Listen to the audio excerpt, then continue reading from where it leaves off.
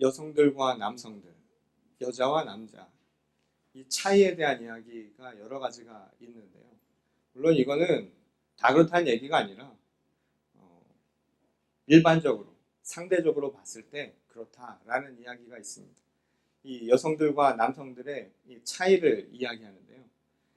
여성들은 남성들에 비해서 이 감각이, 이 감성적인 부분들이 좀 더 잘 발달되어 있는 게 아닌가 하는 이야기가 있습니다. 그래서 여성들의 경우에는 어떤 상황이 생길 때 그것을 반응하는 이 반응의 이 정도나 또는 그 반응의 이 태도가 남성들에 비해서 즉각적이고요. 또한 그것에 대해서 아주 잘 적응한다라는 이야기가 있습니다. 그에 비해서 남성들은 이 반응이라고 하는 것이 좀 늦죠. 그래서 육감적이라고 하는 감각에 의존하기보다는 상대적으로 이성적인, 논리적인 추리를 하는 경우가 많다고 합니다. 그래서 무슨 일이 생겨날 때 그것을 논리적으로 왜 그럴까라고 하는 것을 질문하는 경향들이 많다라고 합니다. 그래서 실제로 이 대화나 상황을 보면 그런 이야기들이 있죠. 여성들의 경우에는 길 가다가 누구를 우연히 만났어요. 도민주를 만났다고 합시다. 그러면 어떻게 합니까? 여성들끼리 대화가 너무 잘 되죠. 와, 대단한데? 대박이야. 정말 놀랍군. 이런 이야기들이 충분히 된다는 얘기죠. 그런데 그걸 남자한테 가서 이야기해서 나 오늘 길 가다가 도민주 만났다. 그럼 남자들은 대부분 뭐라고 합니까? 그래서 그게 왜? 그 다음 이야기가 더 궁금해지는 거죠. 대화가 좀 다르죠. 생각하는 방식이 다르다는 겁니다. 실제로 연애 같은 것들을 해봐도 또는 부부관계를 보더라도 남자들이 제일 힘들어하는 게 있습니다. 뭡니까? 여자들이 왜 화났는지를 잘 모를 때가 있지 않습니까? 여자들은 직감적으로 기분이 나쁘면 그 기분이 안 좋은 것을 표현해내는데 남자들은 궁금합니다. 왜 그럴까?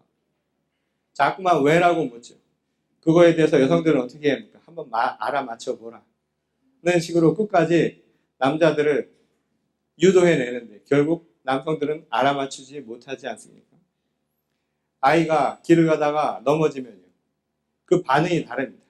엄마는 달려가서 아이를 품 안습니다. 그리고 아이의 상처를 만지는 게 어머니의 모습이죠. 그래서 그 모성이라는 게 이렇게 강하다라는 거예요. 근데 아빠들은 어떻습니까? 멀찌감치서 쳐다보면서 그러죠. 왜 저랬을까?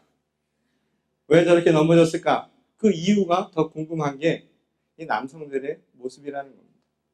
이 남성과 여성들의 어떻게 보면은 상대적인 이 차이, 그것이 곧 이 반응이라고 하는 것으로 나타나고 어떤 사건에 대한 그들의 태도에서도 여실히 나타난다는 것입니다. 오늘 우리가 읽은 이 부활의 이야기, 이 사실 복음서에 나오는 부활에 대한 수많은 이야기들은 그런 의미에서 이 남성과 여성에도 그런 차이가 있구나라는 것을 우리가 보게 된다는 거죠. 이 부활의 이야기의 남녀 간의 차이, 그것은 즉각적인 반응으로 나타났던 이 부활절 아침의 두 여인과 아주 상반되는 오늘 또 다른 제자들의 모습이 나타난다는 거예요. 여성들의 경우 그 부활의 사건을 바라보면서 어떤 반응을 보였습니까? 눈물로 흘렸고요. 그리고 그러한 감각적인 그리고 그 반응들이요. 그들을 통해서 예수 그리스도의 부활을 세상에 알리도록 즉각적인 반응으로 나타났다는 겁니다. 그에 비해서 이 제자들은요. 그것을 보고 왜 그랬을까? 그 이유가 무엇인가를 생각하고 그것을 토론하다가 결국엔 아무런 반응도 보이지 않았다라는 것이 실상 이 복음서에 나타난 부활의 이야기와 관련된 내용들입니다. 이 실제로 부활의 이야기를 다루어놓은 이 복음서의 내용들을 보면 이 여성들의 주인공을 삼아서 나온 이야기들은 대체적으로 극적입니다. 굉장히 드라마틱하죠. 실제로 드라마를 보면 여성들이 나오는 것은 감각적이고 그리고 감성적인 것들이 많아서 아주 드라마틱한 극적인 내용들이 굉장히 많습니다. 반면에 남성들을 주인공으로 하는 남성들만의 드라마나 연극을 보게 되면 어떻습니까? 굉장히 드라이하죠. 극적이지 않은 것. 오늘 본문 말씀도 그런 의미에서는 극적으로 전개되지 않는 이 부활의 이야기를 우리에게 갖습니다. 그것도 아주 긴 이야기, 제일 긴 부활의 이야기를 담고 있는 내용입니다. 오늘 본문 말씀은 바로 엠마오로 떠나는 두 제자에 대한 이야기를 우리에게 가르쳐주고 있습니다. 예수 그리스도의 부활의 사건이 있은 뒤에 그 제자 중에 한 무리였던 이 두 사람이 이제 실망한 나머지 낭망해서 낙향하는, 곧 자신의 길을 떠나는 그 내용이 오늘 본문 말씀에 나오는 것입니다. 근데 그 둘이 이야기를 하면서 자기가 가야 할 길, 엠마오로 가는 길을 걸어가고 있습니다. 오늘 본문 말씀을 보면 그들이 걸어가면서 이야기를 나눴다라고 되어 있습니다. 그리고 그 다음에 무슨 이야기를 하냐면 그것에서 토론했다라는 이야기가 있죠. 이 말은 이 원어에 의하면 그 이유가 무엇인지를 탐구했다라는 얘기입니다. 조사하고 이게 무엇 때문에 그랬을까? 그것에 대해서 궁극적인 원인이 무엇이고 무엇이 잘못되었고 이게 도대체 무슨 내용인가라는 것을 서로 궁금해하며 이야기한다는 내용입니다. 근데 그들이 얼마나 거기에 심취해 있었는지 오늘 본문 말씀에 보면 부활하신 예수께서 그들과 함께 걸어가시며 그들과 동행했다라고 되어 있습니다. 근데 제3자와 함께 걸어가는데도 불구하고 이 두 사람은 그가 누구인지 알아보지 못했다 하는 게 오늘 본문 말씀의 내용이죠. 그들은 부활하신 예수님에 대한 이야기, 곧 부활과 관련되어서 십자가에 못 박혀 돌아가신 예수님의 이야기를 하면서도 정작 예수님이 그들과 함께 하는데 그분이 누구였는지 그들은 알아보지 못했다는 거예요. 왜 그들은 그 이유를 알아보지 못했을까요? 어떤 의미에서 그들은 부활을 논리적으로요, 이성적으로 생각은 하고 있었고 그것에 대해서 이야기할 수는 있었지만 문제는 그 부활이라고 하는 것을 삶에 직접적으로 체험하지는 못했던 까닭입니다. 감각적으로요, 내가 감성적으로 내 삶에 체험하지 못했다 이 말입니다. 머리로는 생각하고 논리적으로 이성적으로 판단은 가능했지만 그것을 내가 삶 속에서 분명하게 체험하고 내 삶 속에서 그게 무엇인가 느끼지 못했다는 거예요. 그래서 그들은 보지 못했던 겁니다. 감각적으로, 감성적으로 그들은 알아채지도 못하고 느끼지도 못했다는 거예요. 어떻게 보면 감각이 끼어있지 않은 상황인 거예요. 내 머리로 생각하며 그 이유를 살피느라고 정작 살아계신 그리스도 예수의 그 모습을 그들은 삶 속에서 전혀 느낄 수 없었다는 얘기예요. 오늘 우리들이 살아가는 삶 속에서 이런 현상들이 얼마나 많습니까? 우리가 무언가에 빠져서요, 옆에서 무슨 일이 일어난지도 모르면서 살아가는 게 오늘 우리 현실의 삶의 모습이 아닙니다. 얼마 전 한국 사회를 강타한 이 참극이죠. 세월호 사건을 보더라도 그렇지 않습니다. 여전히 많은 사람들이 그 사고가 왜 일어났는지, 그 원인이 무엇인지, 무엇이 잘못된 건지 그것에 대해서 많은 이야기들이 오고 가고 있습니다. 그것이 오고 가는 것은 정상적인 필요하죠. 하지만 그것이 오고 가는 와중에 우리가 잊고 지내는 것들이 있었다 이 말입니다. 어떻게 보면 우리 삶 속에서 우리의 머리로 생각하고 논리적으로 무언가를 따지고 면면히 살펴보는 그 순간순간에 우리도 모르는 새 우리 삶 속에서 중요한 것들을 놓치며 살아가고 있다는 이야기입니다. 여전히 많은 사람들이 아직 실종자의 상태로 남아 있습니다. 근데 언론에서는요, 어떤 언론에서는 여전히 그들이 가지고 있는 아픔들이요, 그 자식이 돌아오기만을 기다리는 애처로운 그 자식들의 마음, 이것은 생각하지 못하고 너무 사건에만 치중해 있다는 생각을 지울 수가 없습니다. 어떤 언론에서는 벌써부터 사고 이후에 지불될 보험과 보상에 대한 이야기를 하는 곳이 있습니다. 그리고 어떤 사람들은 그걸 가지고 사기를 벌이는, 정말 생명이라 대해서는 눈꽃마치도 생각 못하는 아주 비열한 사람들도 있습니다. 우리가 그렇게 수많은 이야기를 하고 있는 그 동안에 우리가 놓치고 있는 것은 무엇입니까? 여전히 누군가는 애타게 간절한 마음으로 살아 돌아오기를 기다리고 있다는 것이죠. 그리고 더 이상 육신의 몸으로 다시 만날 수 없는 영혼의 몸이 된 자녀들과 자기 친척과 자신의 친지들을 두고서는 가슴 아파하는 희생자 가족들이 여전히 우리 가운데 있다는 겁니다. 우리가 머리로 생각하는 동안에 우리는 잊고 지낸지도 모르죠. 마치 남의 일 이야기하듯이 그 문제가 무엇인지는 우리가 심각하게 이야기하면서도 정작 그들의 아픔에 대한 건 우리가 느끼지 못하고 살아가는 것 아니냐 이 말입니다. 그만큼 우리의 마음이 무뎌진 거 아니냐는 거죠. 오늘 신앙인인 우리들에게도 질문이 있습니다. 여러분, 우리는 부활의 사람들 아닙니까? 부활의 생명을 가지고 살아가는 사람들 아닙니까? 부활의 소망을 가지고 살아가는 사람들 아닙니까? 여러분, 안 그러세요? 여러분, 부활의 사람들 아닙니까? 그리스도의 부활이 바로 우리에게 가져다 준 것은 무엇입니까? 바로 생명에 대한 것 아닙니까? 정작 부활에 대한 이야기를 하면서 그들은 생명에 대한 이야기, 곧 그리스도께서 살아계시다라는 것을 결코 그들은 믿지 못했다는 이야기입니다. 오늘 우리들의 삶도 한번 돌아보십시오. 부활은 2000년 전 있었던 어느 날 일어난 한 번의 사건이 아니다 이 말입니다. 2000년 전 어느 날 예수 그리스도께서 탄생하셔서 십자가에 못 박혀 돌아가시고 그리고 그들이 본 것처럼 부활의 생명으로 다시 살아나셨다.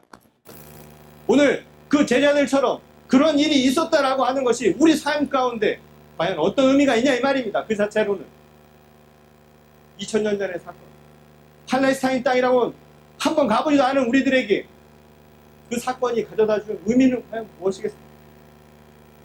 살아계신 그리스도 우리와 함께 하신다라는 믿음이 없이는 그 눈이 아니고서는 우리는 이야기는 하지만 결코 우리의 몸으로 체험하지 못한다. 오늘 우리의 현실 아닙니까? 오늘 그런 사고들이 왜 일어납니까?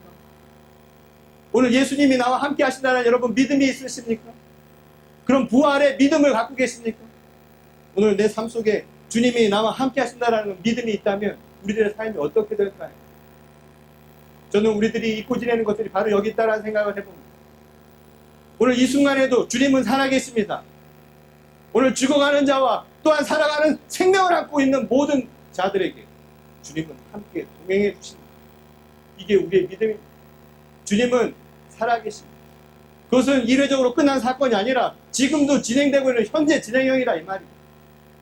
그럼 무엇이 달라져야 될까요? 오늘 주님이 나와 살아계십니다. 나와 동행하신다는 것을 안다면 우리의 삶이 얼마나 달라지느냐 이 말입니다. 탐욕하고 또한 세상에 불의한 것들이 과연 일어날 수 있겠냐 이 말입니다. 주님이 지금 당장 내 옆에 계신데 내가 부정한 짓을 할 수 있겠습니까? 제 갈 길로만 갈 수 있겠느냐 이 말입니다. 주님이 지금 내와 함께 하신다는 그 믿음은 우리의 삶을 변화시킨다 이 말입니다. 오늘 이러한 사건들이 일어날 때마다 우리가 잊고 지내는 것은 바로 이것이죠. 과연 부활이 무엇인가? 우리가 지난 부활주일 이후로 계속 이야기를 하지만 그것은 추상적인 그 무언가, 예수님이 살아나신 것 그 무언가, 성경에 나오는 그 무언가의 이야기로만 우리가 알고 있을 뿐이지 과연 그것이 내 삶 속에 정말 살아 숨쉬는 것인가는 우리는 찾으려 하지 않는다 이 말입니다. 주님이 지금 우리와 함께 하시는 고통스러워하는 희생자들의 가족 주님 어디 계십니까? 그 순간에도 우리와 함께 하십니다. 오늘 그 사건을 대하는 우리에게도 주님은 함께 하십니다. 그래서 소망입니다. 그래서 우리가 이 땅을 살아가는 이유와 목적이 바로 거기에 있는 겁니다. 주님이 우리의 삶을 인도하십니다. 바로 두 제자는 그 의미를 까먹고 있었던 겁니다. 새카맣게 잊어버리고 있어요. 머리로 생각했지만 내 삶에 부활에 대한 믿음이 없었기에 그 눈이 없었기에 그들은 그리스도 예수가 나와 함께하고 있다는 사실을 전혀 알아볼 수 없었다는 겁니다. 그것은 어떤 의미에서 부활을 증거한 여인들과는 너무나 다른 얘기였죠. 여인들이 뭐 닮았습니까? 부활한 아침에 그 빈 무덤에 가서 그들이 본 것은 똑같은 모습이었습니다. 그러나 그들에게는 다른 눈이 있었죠. 그래서 울었습니다. 가슴에 와서 눈물이 나옵니다. 머리로 생각하는 사람은 사건을 보면서 그게 왜 일어나는지 그것에 머물러 있을지 모르지만 가슴이 뜨거운 사람들은요 그 아픔을 같이 아파한다 이 말입니다. 그 여인들이 달랐던 것은 그리고 그 함께하는 그 마음 속에서 그 아픔 속에서 마치 십자가를 지고 간 예수님을 생각하면서 그 아팠던 마음을 함께 나누던 그 여인들에게서 무엇이 생겨났습니까? 부활에 대한 믿음이 생겨났습니다. 그래서 그들은 가서 즉각적으로 반응을 했던 겁니다. 부활을 증거했던 것입니다. 사람들에게 반면 오늘 두 제자는 몰랐습니다. 오늘 본 말씀을 보면 그 이유가 눈이 가려워져서. 실제로 사도행전 9장에 보면 우리가 잘 아는 다메섹 도상에서 사도 바울이 그의 눈이 벗겨지는 사건이 나오죠. 그런데 부활하신 예수님의 영을 맞이할 때 그 당시에 많은 사람들은 듣기만 했지만 오직 볼 수 있었던 사람은 사울, 바로 사도 바울 한 명이었습니다. 그의 눈에만 보였던 겁니다. 왜 그의 눈에만 보였을까요? 똑같은 눈을 가지고 있는데 믿음의 눈이 그를 달리 보이게 만든 것입니다. 그리고 그것이 그의 삶 속에서 완전히 체크된 사건이 있었습니다. 그것은 아나니아를 만나기 바로 그 순간에 안수를 통해서 그의 눈에 비늘이 떨어졌다라는 이야기를 하죠. 그의 삶 속에서 완전한 주님의 현존하심을, 나와 동행하심을 체험하는 사건이 바로 거기에 있었던 겁니다. 내 눈에서, 내 눈을 덮고 있었던 비늘이 떨어졌습니다. 그때까지 하나님의 뜻을 알지 못하고 율법의 종으로 살았던 그의 눈이 완전히 벗겨진 것입니다. 똑같은 거예요. 여러분, 오늘 우리들의 삶이 무엇에 의해서 여러분들의 눈이 혹시 막혀있는 것은 아닙니다. 도대체 무엇을 가지고 세상 살아가냐 이 말입니다. 한평생 산다고 이야기하는데 여러분 한평생 뭐하러 삽니까? 무엇을 위해서 살아가냐 이 말입니다. 지나고 나면 그때에 가서 되돌이켜서 그랬나 보고 이게 하나님의 뜻이구나만 생각할 뿐이지, 언제 내가 오늘 살아가면서 이것이 하나님의 뜻이라고 지금 내가 걸어가는 이 삶의 이 여정을 주님이 나와 함께 하신다는 것을 내 삶의 체험으로 느끼는 사람이 얼마나 되냐. 우리가 이 자리에 앉아서 성경을 보고 찬송을 하면서도 어쩌면 우리의 눈은 닫혀 있는지 모른다는 거예요. 여전히 세상의 탐욕에, 여전히 세상의 유혹에 우리의 눈을 가려져 있을지도 모른다는 겁니다. 생명을 생명답게 보자. 이게 얼마나 참혹한 현실입니까? 지금 이걸 우리가 살고 있는 건 아닙니다. 버젓이 생명이 저기 죽어가는데도 불구하고 돈 때문에, 자신의 권력 때문에, 정치적인 목적 때문에, 이유 때문에 생명보다 그것이 우선하는 이 현실 속에서 우리가 살아가는 거 아니에요. 그리고 어떻게 우리가 그리스도의 부활을 안다라고 이야기할 수 있겠어요?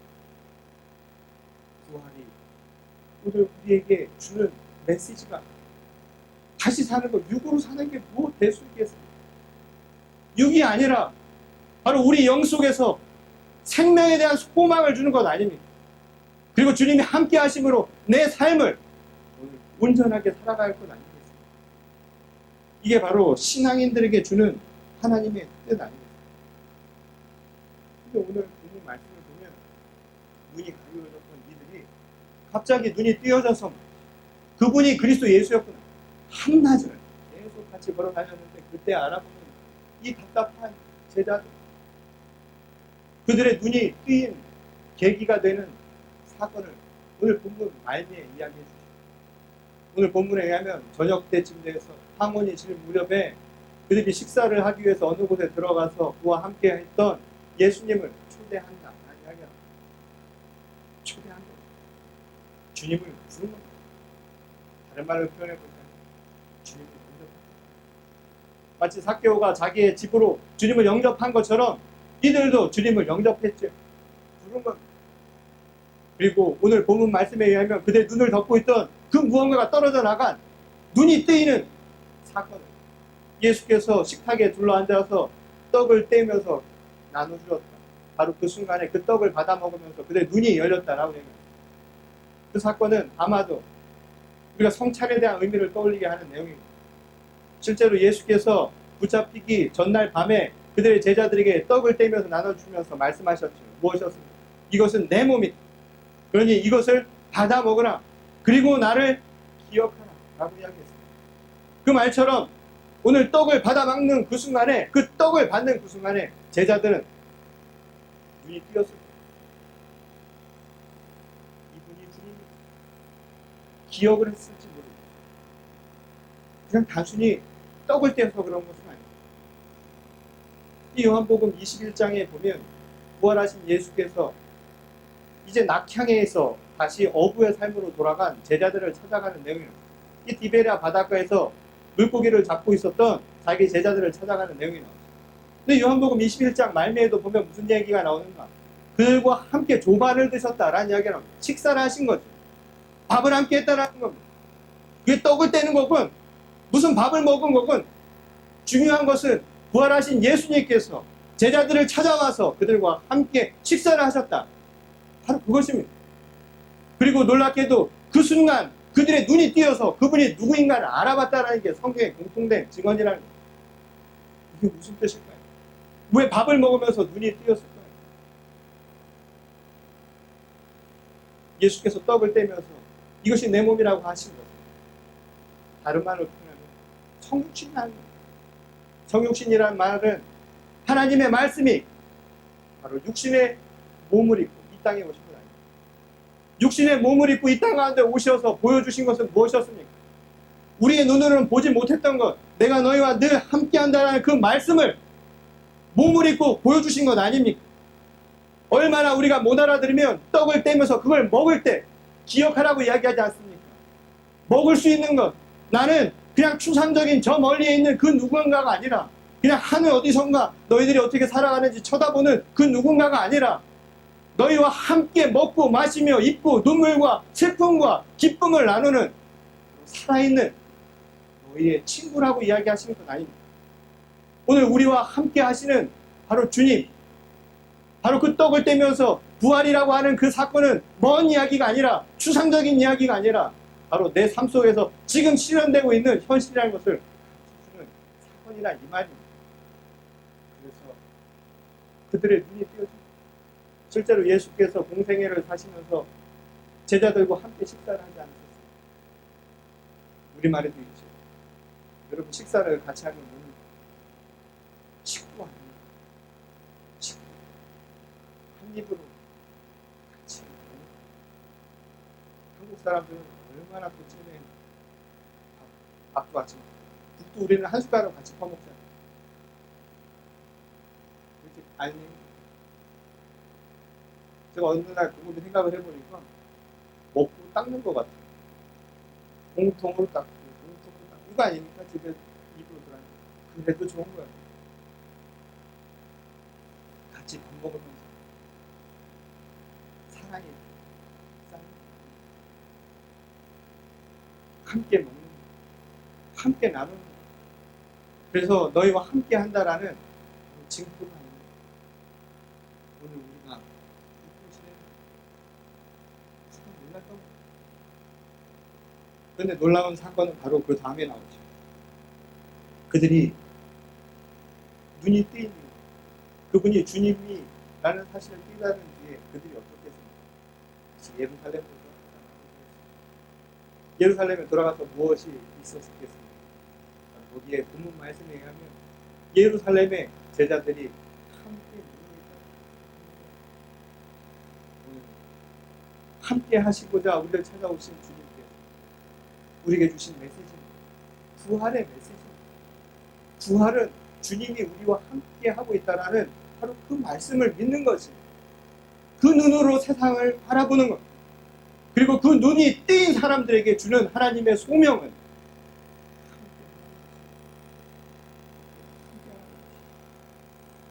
제가 언젠가 작은 교회, 시골 교회에 설교를 하고 있어요. 그 성도가 8명 정도 있어요. 평균 연령 80.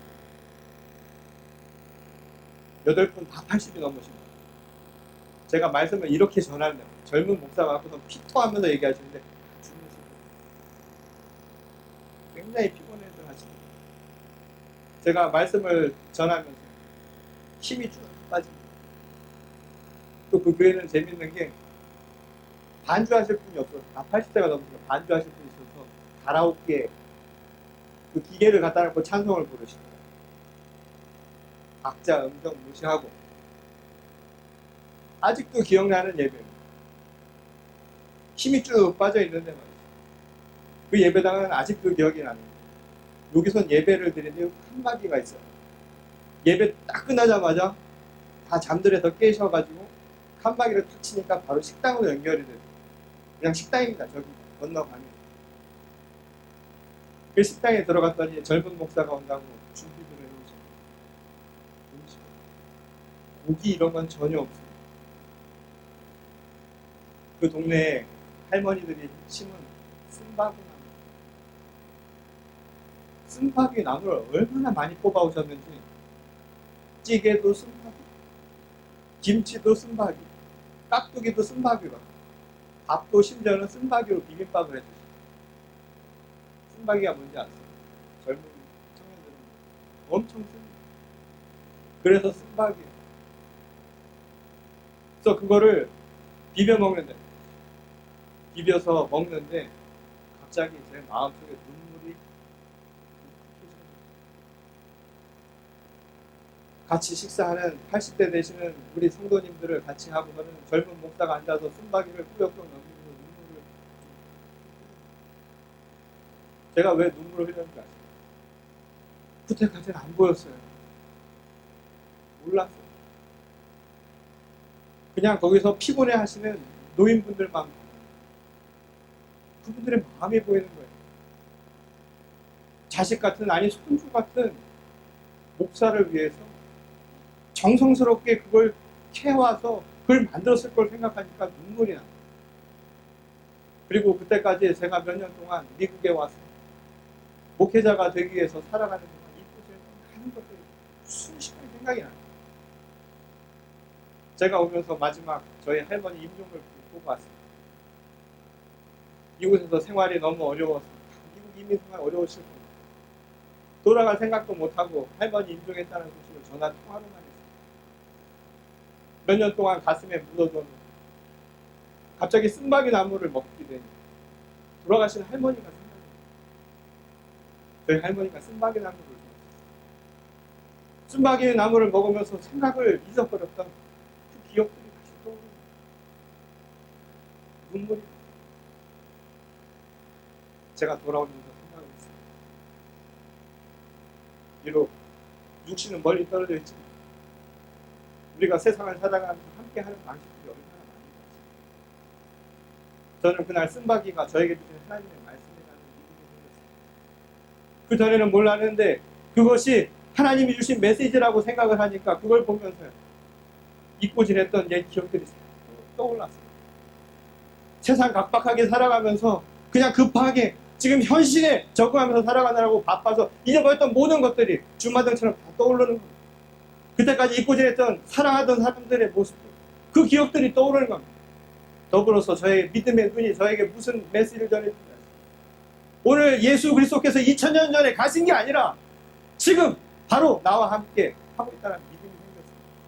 지쳐있고 숨기고 그 순간에 목회도 힘들고 모든 게 힘들어서 정말 포기하고 싶은 그 순간에만 저에게 힘이 되는 게 바로 그것입니다. 작은 쓴바귀 하나가 준 것은 그냥 삶에 대한 기억만이 아닙니다. 그리스도께서 나와 함께 하시다는 바로 그 믿음이 눈이 띄어진 거예요. 희망이 생기고 어떤 용기가 생기고 다시 설 수 있는 담대함이 생기구나 이 말이에요. 그리고 오늘 우리에게 말씀하시죠. 그 눈이 띄었거든요. 가서 함께 해주라. 우리가 그래서 모이는 겁니다. 믿는 자들이 모이는 이유가 바로 그것입니다. 오늘 우리가 모여서 뭐합니까? 여러분 말씀 드시지 않습니까? 제가 지금 여러분들에게 그리스도의 이름으로 주님의 몸을 전하지 않았습니다. 여러분 바꾸도 눈이 안 떠있습니까? 눈이 안 뜨이세요? 주님이 여러분과 함께 하고 있다는 믿음이 안 생기십니까? 안 생기시나봐요. 아멘도 없으시고. 여러분 그런 믿음이 안 생기세요? 생기자 말았습니다. 눈이 뜨이지 않습니다. 오늘 눈이 뜨여서 오늘 복음의 능력을 믿으면 여러분 우리에게 부활의 능력이 있는 줄 믿습니다. 오늘 그것을 가지고 여러분 밑에 내려서 같이 식사하실 것 아닙니까? 우리 함께 식구가 되는 겁니다. 그리스도 안에서 한 형제 한 자매가 되는 겁니다.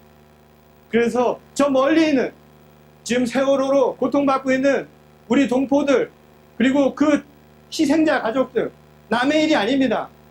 오늘 우리 아픔처럼 함께 슬퍼하는 힘이 거기서 생기는 겁니다.